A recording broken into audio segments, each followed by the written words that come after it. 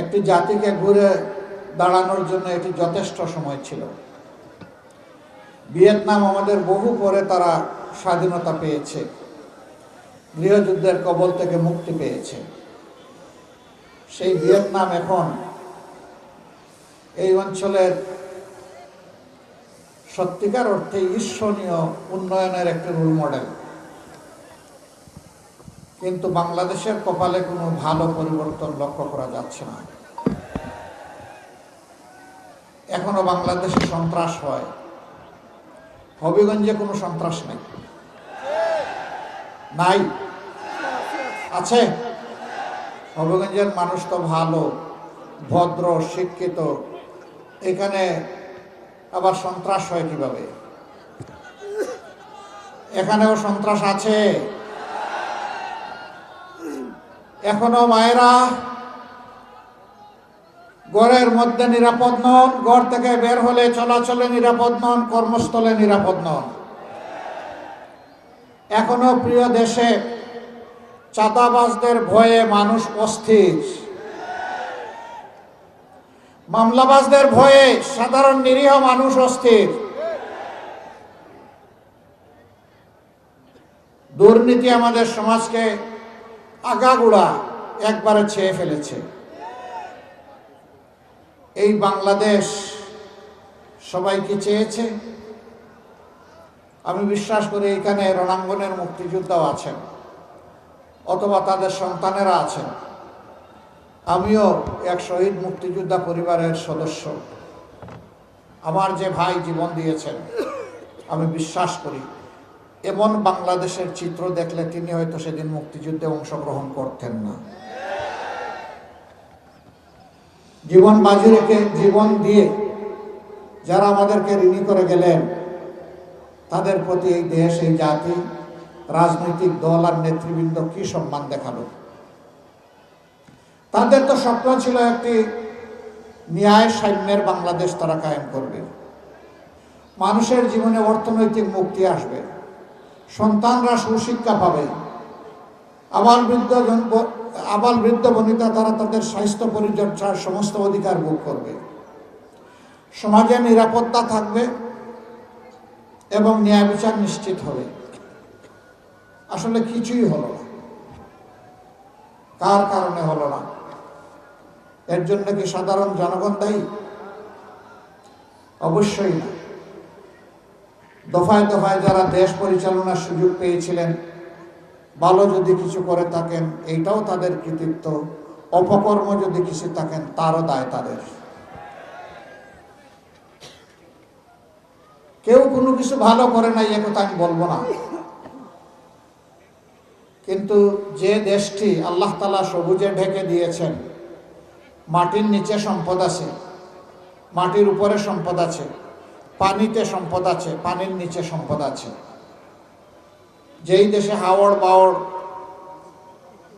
বনজ কৃষিজ সম্পদ আছে, যে দেশের মানুষ পরিশ্রমী, যেই দেশের মানুষের হাতের ছোঁয়ায় দুনিয়ার বিভিন্ন দেশের কপাল কিসমত বদলে যায়, এই দেশের মানুষের কপাল বদলায় না কেন?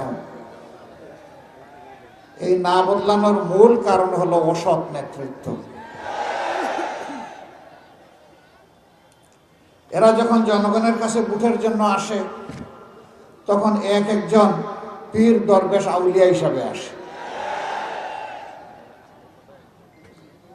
তারা আসে বসন্তের কোকিল হয়ে,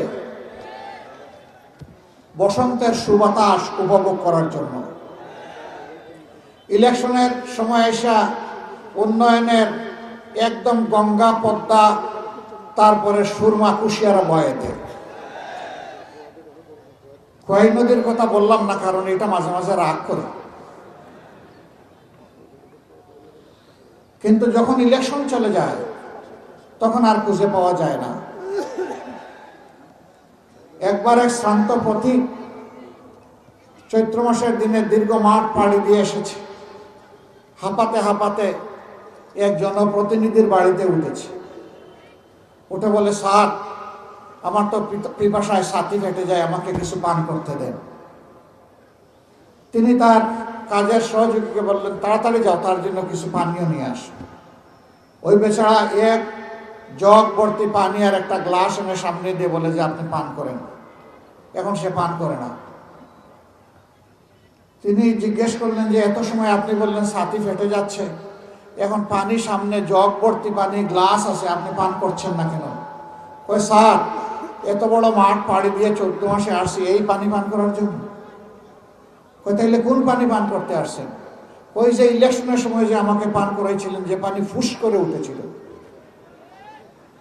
ওই পানি খাইতে হলে আরো 5 বছর অপেক্ষা করা হবে। বুঝতে পারছেন বিষয়টা? ওই 5 বছরে একবার ফুস করা পানি খাওয়ায়, ফান্টা, স্প্রাইট, এই ধরনের কোক যেগুলো আছে এগুলা খাওয়ায়। ওই সময় বলে যে যার দিকে তাকায় বলে যে আপনারে তো আমার ভাইয়ের মতো লাগে। এরপরে ইলেকশন যখন চলে যায় তখন ভাই তো দূরের কথা, একটু শালারও মর্যাদা দিতে রাজি হয় না।